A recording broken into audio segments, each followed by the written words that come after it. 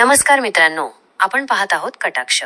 मित्रांनो, मानवता आणि कट्टरपंथी या दोन एकदम विरोधी बाबी. आयेशा रशान, एक 19 वर्षीय पाकिस्तानी मुलगी, भारतातील चेन्नई येथील MGM हेल्थकेअर रुग्णालयात या आयेशाची यशस्वी हृदय प्रत्यारोपण शस्त्रक्रिया झाली. ती 2019 पासून गंभीर हृदयरोगाने त्रस्त होती आणि 2023 मध्ये तिच्या हृदयपंपात गळती झाल्याने तातडीने प्रत्यारोपणाची गरज होती. ही शस्त्रक्रिया, ज्याचा खर्च सुमारे 35 लाख रुपये होता, चेन्नई स्थित ऐश्वर्यम ट्रस्ट आणि इतर दानशूर व्यक्तींनी केला.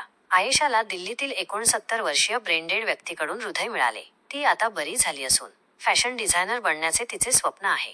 तिने आणि तिच्या आई सनोबर यांनी भारतीय सरकार आणि डॉक्टरांचे आभार मानले, कारण पाकिस्तानात अशी वैद्यकीय सुविधा उपलब्ध नव्हती. पण पाकिस्तानमध्ये काही इस्लामिक कट्टरपंथी लोक यावर नाराज आहेत. त्यांचा असा दावा आहे की एका मुस्लिम मुलीने हिंदू व्यक्तीचे हृदय घेणे शिर्क पाप आहे, कारण तो मूर्तीपूजक आहे. कराचीतील एका प्रभावशाली इमामाने यावर फतवा देखील जारी केला. जर डोनर व्यक्ती आणि त्यांच्या परिवाराने इस्लाम कबूल केला तरच हे ऑपरेशन हलाल शरीयतनुसार वैध मानले जाईल, ज्यामुळे आयेशाच्या कुटुंबाला भीतीने अनोळखी ठिकाणी स्थलांतर करावे लागले. ही घटना मानवताविरुद्ध इस्लामिक कट्टरतेची खरी प्रतिमा मांडते. जेव्हा एखाद्या मुलीच्या जीवावर प्रश्न होता, तेव्हा भारतातील डॉक्टर, संस्था आणि एक हिंदू कुटुंब भेदभाव न करता मदत करीत होते. पण त्याच वेळी काही लोक धर्माच्या नावाखाली द्वेष पसरवत आहेत. ही घटना केवळ प्रत्यारोपणाची नाही, तर मानवतेच्या विजयाची आणि भारताच्या विशाल हृदयाची कथा असायला हवी होती. दुर्दैवाने काही लोकांनी यालाही धार्मिक कट्टरतेच माध्यम बनवले आहे.